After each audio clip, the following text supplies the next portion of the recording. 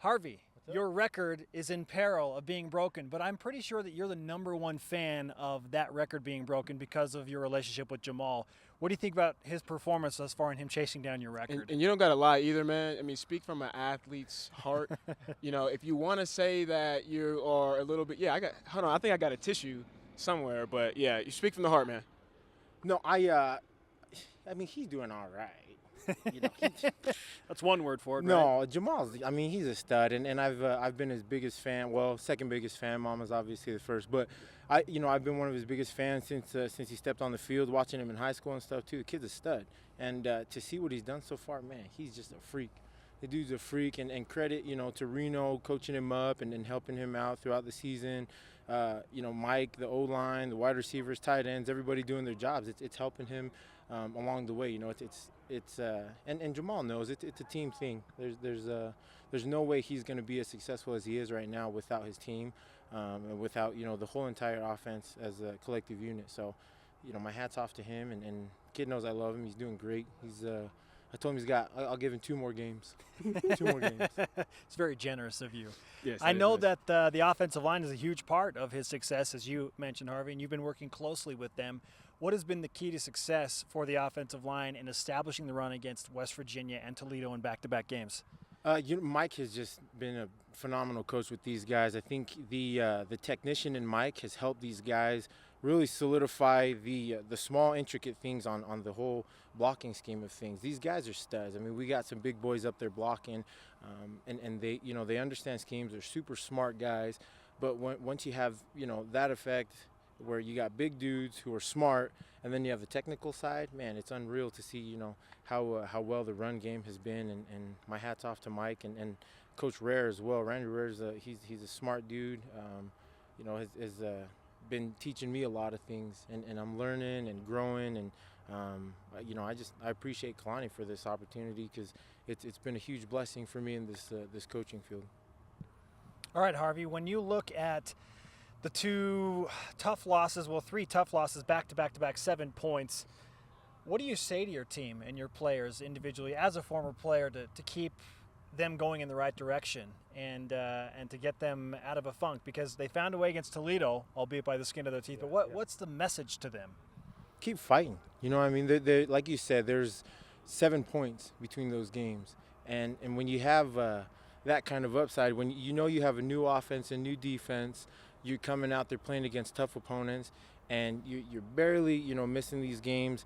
That just goes to show, what's to come. And I think what's to come is the upside. And I think, offensively we saw a glimpse against Toledo. Defensively, they know what they can do. I mean, they've held teams to a small amount of numbers, and so I think, you look forward and build off of those things in a positive manner. There's nothing. I mean, like I said, we played tough teams. So to lose against these tough teams, I think these guys, they're going to keep their heads up, their spirits up, and they know what they're capable of. So, in 2010 when I played, we struggled a lot.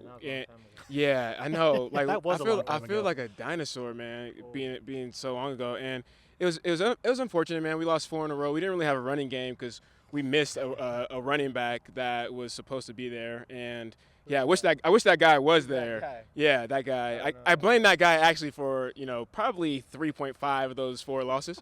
But going off of what you're saying, it was hard for me as a player to kind of get through that struggle because we were getting blown out. The fact that you guys are losing by such little points it's got to be easier. What do you say to guys if this does happen? Let's say you guys do get blown out or whatever the case is. What's the messaging now to these guys on how to motivate themselves and how to keep pushing? You're saying if we get blown out? I'm saying if. Like, I'm not saying that you're going to. Right. Yeah, right. It's definitely not going to happen. I'm just saying, like, I'm just trying to get the fans some content. You know what I mean? So, yeah. Well, I mean, you look at some of the best teams out there, and if they're playing their worst game and the other team's playing their best game, regardless of the team you're playing, I mean, you could be playing a D2 school, and if they're on their A game and nothing is going your way, and sometimes that's how the game goes, you look at that and know that every team has a bad game here and there, and so you can't dwell on it. Sometimes you just got to give credit to those guys, and things were going their way and things weren't going our way, and that's how it is. That's how the ball game goes. But you move on to the next game. You take what you can from that, and just move forward. And I think Kalani's doing a great job of that. I think he's instilled in these kids, like, look, you can't look back. You learn from what has happened, the mistakes and everything, but there's another week ahead of you, and regardless if you're getting blown out or losing by 1 or 2, there's another game to be played, and you just got to bring your best game the next week.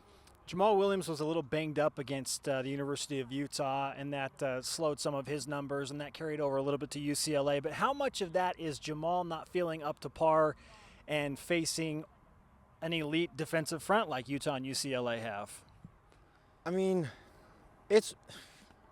Jamal's a stud, and at the end of the day, if you're playing banged up, a lot of people don't realize the psychological effect it has, and for Jamal, I think off the field, the things that he's gone through, the things that he's battled through, I think, and not a lot of people, I don't know, people might believe it, might not, but I think that transfers onto the field. I think the things that he's gone through and that he's fought through has definitely helped him endure through these injuries and tough games where he hasn't been the same Jamal, where he hasn't played up to par with what we know he can play. He knows he can play, but the kid's tough as nails, mentally, physically, emotionally. So I think it all carries over, guys.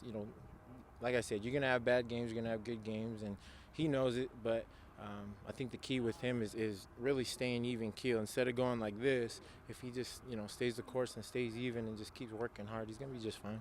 I think it's pretty clear that Jamal is the workhorse in this offense. Taysom comes in with a nice 1-2 punch. If he can do what Taysom does, right?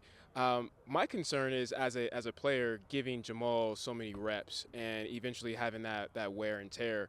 But so far I have not seen that. Do you think it's because it's the beginning of the season still, or just from his efforts, off season and off the field has allowed him to sustain this drive? I think it's a combination. I think off the field he's worked his butt off. I mean, seeing him in the offseason, he's transformed. You look at Jamal in the past to now, and the guy just looks physically, different. He looks amazing right now. And then the same time, Reno's a player. He understands the game. He knows how long a season is. He knows how to manage his guys. And I think Reno's doing a great job of managing Jamal, really listening to Jamal, because, nobody knows how Jamal feels besides Jamal. So when it comes down to it, Reno's he's given him, the right amount of reps that he needs to make sure that Jamal's at his best when he's in, and knows that it's going to be a long season. He's going to battle through stuff, but I think that management of carries and plays in the game is huge. But at the same time, what he's done in the offseason is obviously a tribute to his success right now. Harvey, great stuff, man. We got to wrap up. I got to go interview Kalani now. So I got to come to that one too? Blame it on him. I got to come right to that one? Yeah. No. Interview him? Nope. You can do whatever you want. Thanks for the time, Harv. I appreciate you guys. Appreciate you both. All right.